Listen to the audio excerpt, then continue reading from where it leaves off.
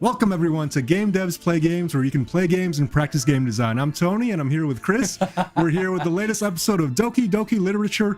Wait a minute. Definitely No, Tony. This isn't Doki Doki Literature Club. And I'm not Tony. What's going on? Chris, what is this? What is this? I don't know. Okay, everyone, this is Darkside Detective and I am Jeff. I'm a new member here at Game Devs Play Games, and we're going to hop right into this Darkside Detective by Spooky Doorway? Spooky Doorway. I think that was right. Pretty sure that was right. And, you know, the interesting thing about this is that by the time you guys are watching this should be out on Nintendo Switch. Like, by the time this video comes up, Malice in Wonderland. Yeah, so I think these are just like, chat. Like, I don't know if there is a... neither of us have played this, or at least I don't think you have. We're going in cold. That's right. So I think what the idea is, it's sort of like a... you do it case by case. There's no like succinct story. I mean, maybe there could be, but I kind of like that. It's like you're actually a detective going through each case. Mm-hmm. So I think it forces us to start with the first two, just because it's probably... Well, we got to start with Malice in Wonderland then. Yeah. Case summary. The chief has sent me to the Jones residence. Dooley is there with further details. So, I may not know a lot about this game just yet, but I know there's a very Twin Peaks vibe to it. Yeah. There is a Detective McQueen. It's called Twin Lakes in the police system. there is an Officer Dooley. So I feel like what's proper here is that there's going to be a lot of text. I feel like I should voice McQueen, and you should be Officer Dooley. Yeah, okay. All right, let's do this. Just to introduce you properly, Jeff works at Phosphor with That's me. correct. And you're mostly QA. Yes. You worked at Wargaming too. I'm not sure if you were exactly QA there. I did a couple of different roles while I was at Wargaming. A little bit of community management, a little bit of testing, a little bit of publishing support. But I'm back in the world of QA, where you have to deal with me for 8 hours a day. Hey. But hey, Officer Dooley. Oh, is that one me? That's you. Whoa. I almost shot you there, detective. You shouldn't be sneaking around like that. Are you sticking with that voice for the rest of this? That's a commitment if you stick with that voice. Here we go. Dooley, you watched me drive up. I had my siren on. Sure you did. You waved at me as I pulled in. I guess this place has me spooked a little. So what happened here? Chief Scully just called me up and told me to get here ASAP. No details. 7-year-old kid Alice went missing a day ago. No sign of her leaving the house. Seems to be the kind of spooky crap. I mean, the kind of case you're into, detective. Great. Let's get started. Oh. Yeah. Oh, this is officially a game now. Yeah. Oh, we gotta see the squad car. Our trusty squad car. I like to call it the Popo Moto. I like that. I already like Dooley.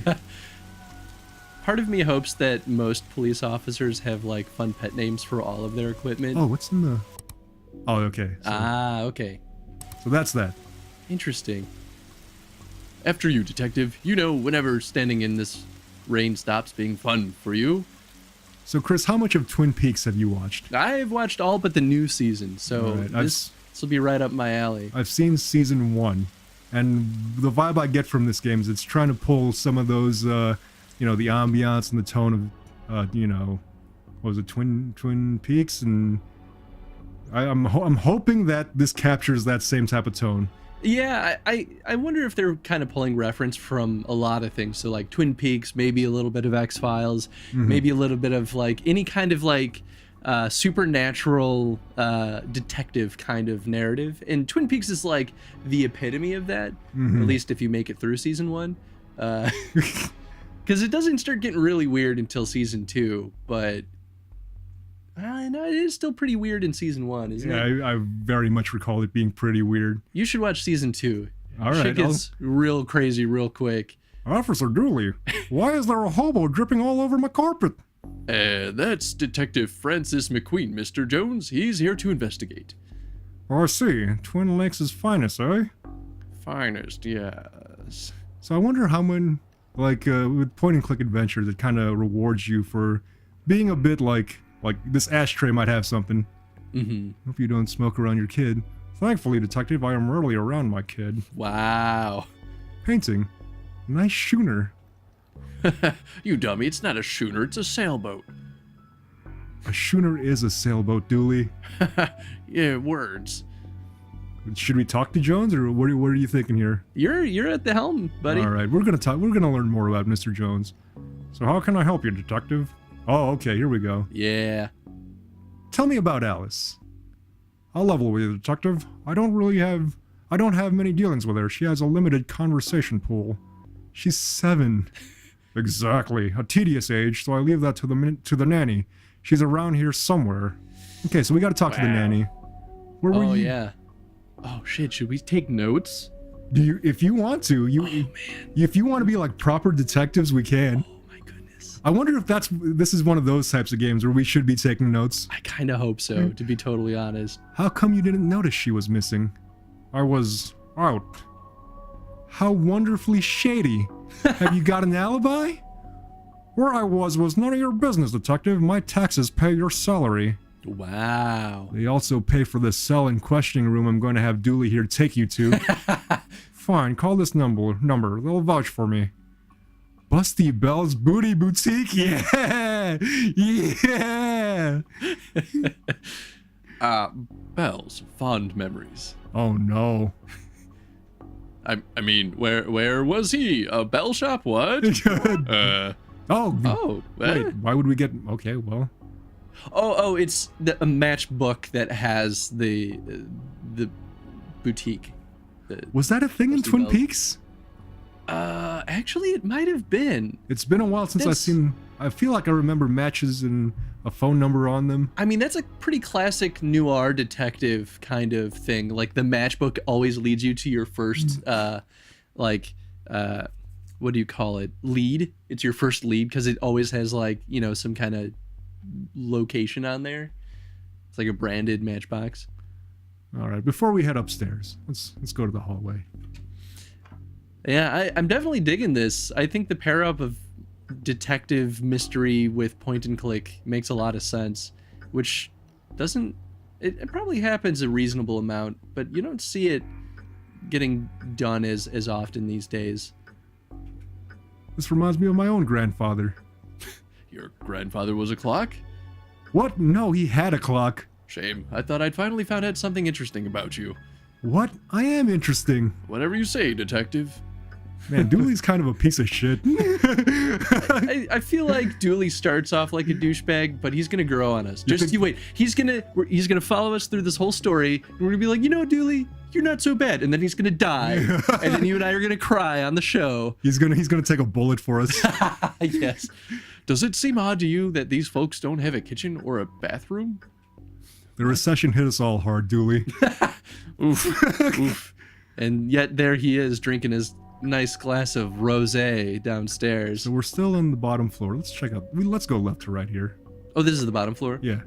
Locked. I wonder where I'd find a key. Okay. Closet. Well, maybe in here. A black light bulb. Might as well take it.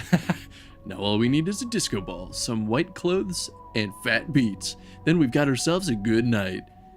A good night will be finding this kid. Okay. Hold on, I just want to be thorough here. Oh, what? Dooley, did you follow me into this closet? You may have needed backup. I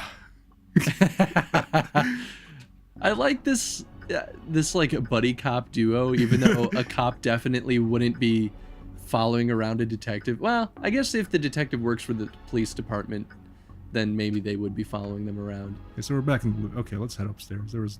Yeah, is McQueen a private detective or is he a police detective? Maybe he's a police detective, especially if it's going the Twin Peaks route. Wasn't Cooper an FBI guy though? Yeah, but his role was basically detective. All right, let's talk on the phone. What an odd place for a telephone. They must have run out of places to draw. I mean, put it. Breaking the fourth wall. How self-aware does this game become? A place this fancy deserves something nicer than plastic flowers.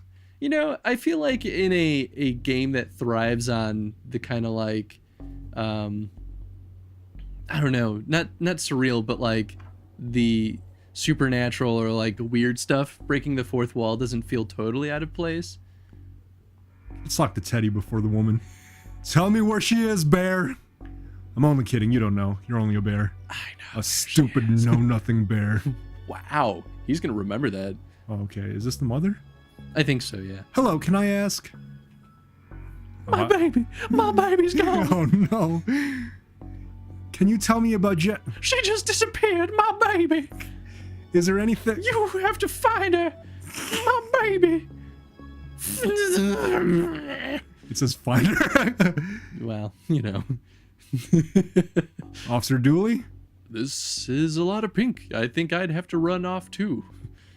Oh. I don't have much use for a dozen pink socks. Okay. Pens. There's no time for art, detective. Blacklight. This looks useful. Blacklight marker. Oh.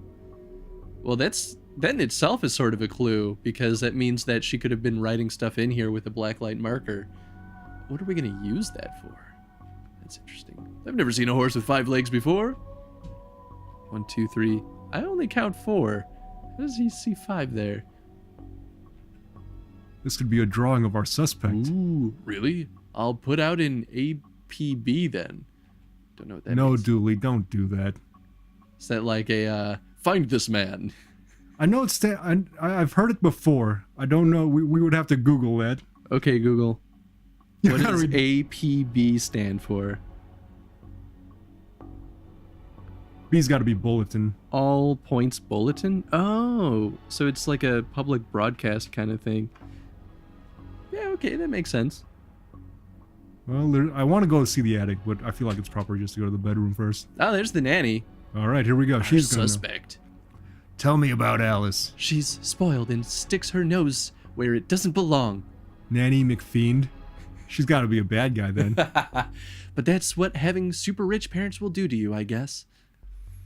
What's a nanny doing in this master bedroom? Nothing suspicious, that's for sure. No, siree. How long have you been working for the Jones? Jones's detective. Even though it ends with an S, you still pluralize it. Dooley! Isn't that really the best time? Grammar police. It's always a good time for a grammar. Anyway, answer the question. Long enough to harbor no ill will whatsoever. Say, you're the nanny. The very innocent nanny, yes. Do you have keys for the various rooms? I am a nanny, not a maid. Right, but do you? Yes. May I have the key to the study then? Sure, there's nothing incriminating in there anyway. Okay, so we can go back downstairs. Interesting. So I feel like it's one of those cases where she becomes so obvious a suspect, especially through her dialogue, that it's like she's probably not the suspect. You think they would But what do if us they like circle around again and then make her the actual person responsible? Waterbed. that? Looks like something has been kicked under here. Ooh. No, it doesn't. Strange page. Oh, Hold on, shit. Let's investigate that. It's a peculiar pattern from the Occult for Dummies book. Okay, well, you know, maybe she is definitely the suspect. All right. Although I guess in a game like this, it's not so bad to make the culprit obvious because you still need incriminating evidence. I mean, the word fiend is in her name. Although they were clever about obscuring that just by the way they spelled it. It kind of gives me the Phoenix Wright vibe where, like, some of the names are, like, dead giveaways. Like, there's a Frank Saw It. I've never played Phoenix Wright, but I've always wanted to. That's something we'll need to play on this show then. Yeah. Paint thinner. The paint thinner fell when the shelf gave way. Not much left in it now. Oh, okay. We're gathering all these clues. I wonder how they all come into play. I mean, Those look heavy enough to knock somebody out cold. my assumption is we'll use the paint thinner on a clearly freshly painted wall. Okay. So we'll thin that out. Then we'll use the black light to see the hidden writing on the wall. And then we'll use the marker to fill in the gaps. It's interesting with these types of games that you try to think 5 steps ahead of the game, but it could be totally different when it comes to it. Yeah, I think that works to the game's strength, though, right? Because point and clicks, especially a mystery one like this, is very akin to puzzle solving.